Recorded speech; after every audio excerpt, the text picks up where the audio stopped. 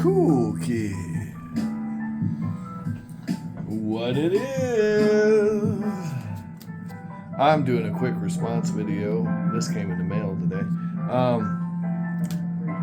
Quick response video. This is for my main man, the Pirate Stacker. The Pirate Stacker had said to me, they said, now darn it, I got one of these fancy schmancy 1982 Washington halves. And you should check out his video on it. And he's got all these fancy graphics on his channel and an intro and all this stuff. Me, I just kind of improvise, but that's awesome though. That is awesome stuff. I like it. I am going to pull out for the Pirate Stacker the original packaging, original everything, and show him, because he had questions about that coin and he got a lot of answers and he went through it on the video, but I want to show him. We're going to do kind of a deep dive, and what's cool is I like how he looked at what it cost to get the coin then versus now. And you know, there was a time not that long ago where you could get those coins for less than they were issued for. And that's the big problem with the commemoratives. The mint price, the US Mint was charging so much over their melt value that a lot of people are still upside down. I wouldn't say now, like right now, probably not, but a year ago, 2 years ago, you were upside down still, even if you bought the damn thing in 1984. 82 was the first year. 84 is the first year for the dollars. So 84 on, we got commemorative dollars, right? Now, a lot of people are sleeping on those. I still think people are sleeping on those. So some of those are very low vintage coins. And honestly, people hate on the designs. Those designs are no worse than the originals. There's really good designs and there's really bad designs. So what I mean by that is the Lafayette dollar is cool. The Isabella quarter is awesome. But you know what? The Washington half is cool too. And there were several really good designs in those commemorative dollars, like the Congress,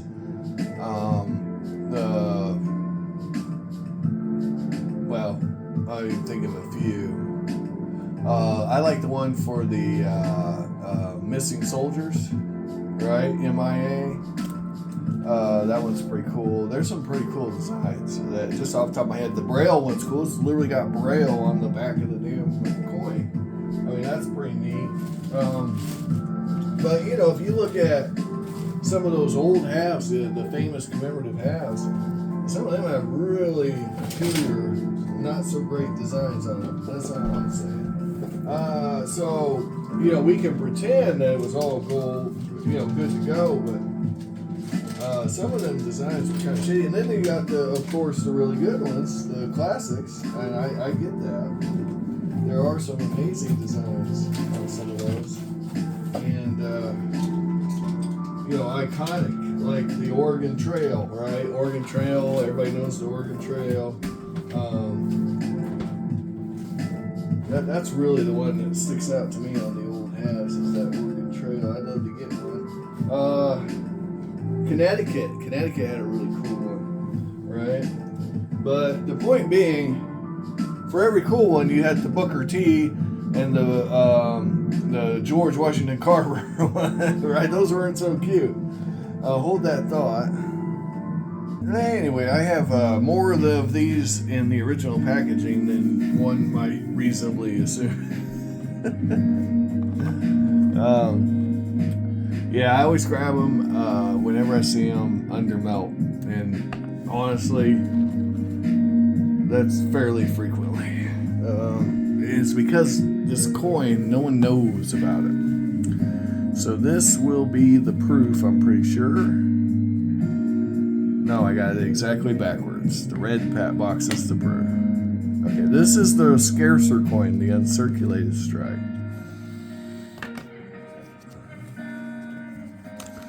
Now, as the pirate so astutely mentioned, you can tell by the mint mark whether it's circulated, uncirculated, or business strike, or proof, right? So another way of saying uncirculated is business strike. This is from the Denver Mint. There's your mint mark there. If it's from the Denver Mint, it should be uncirculated. Here we go. All of them came with one of these. And it even tells you what law made this possible.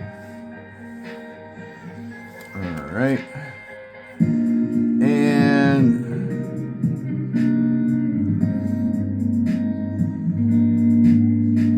first 90% silver coin to be made since 1964.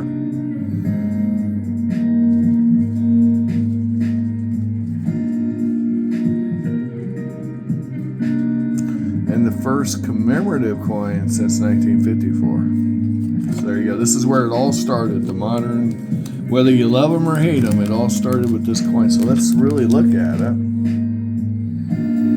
You know, some people want to hate on these. I don't know. I don't know why you'd hate on this coin. It's a pretty good design. I don't know what the problem with this coin is. It's got George Washington in an action pose with his horse. And there you go. George Washington's house, Mount Vernon.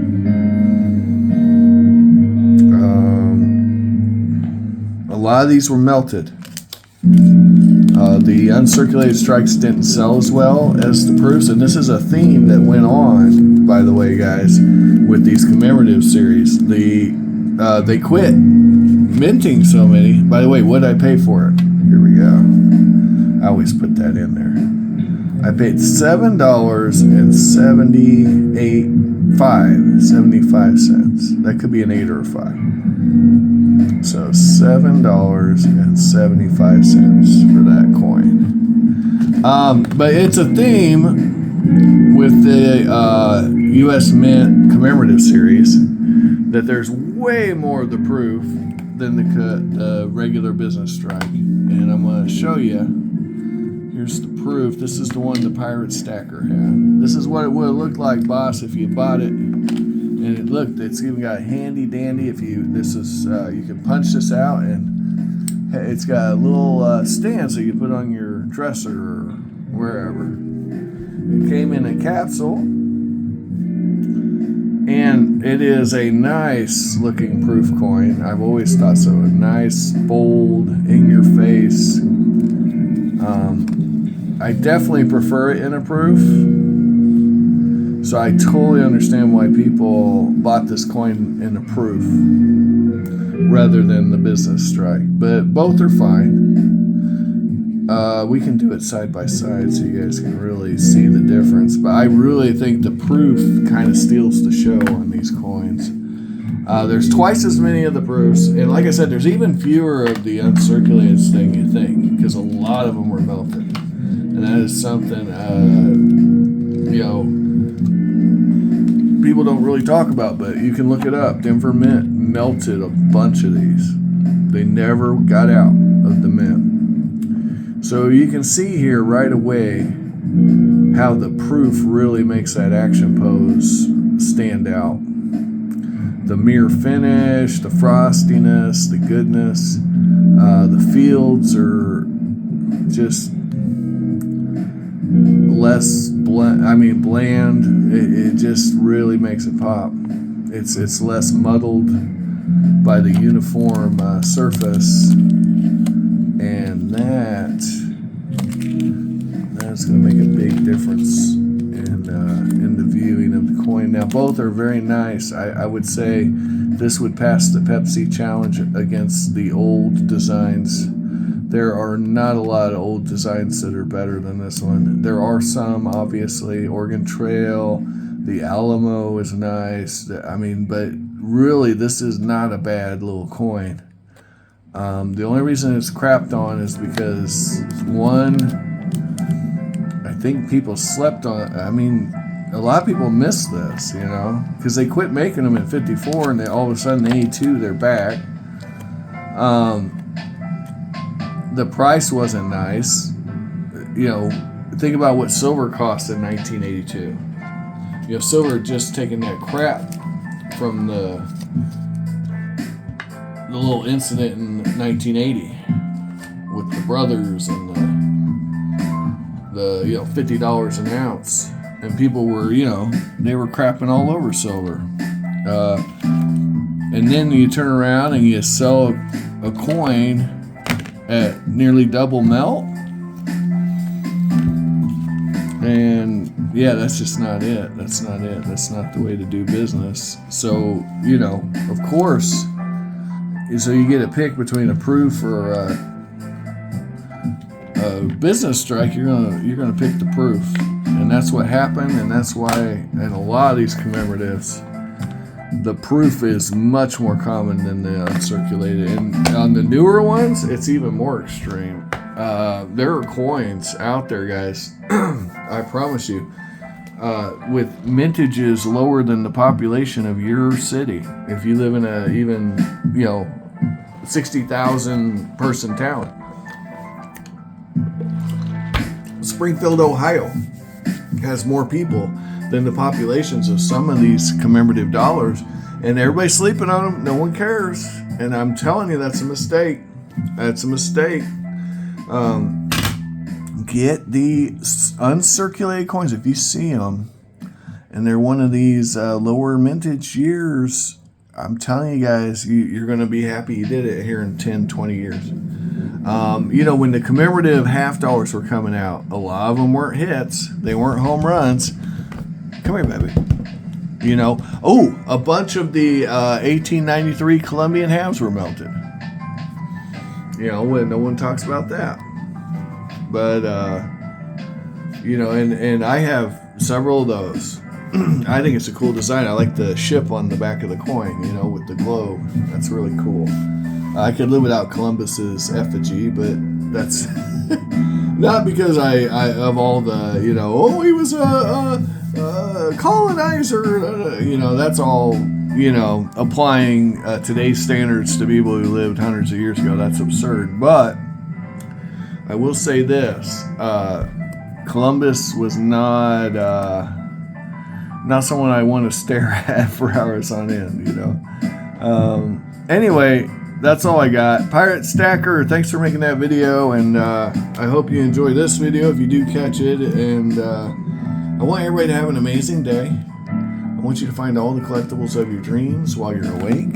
Anyway, you can get these in the original boxes. So there you go. There's a little goal for you guys. We'll call it a challenge. Okay, the original packaging challenge.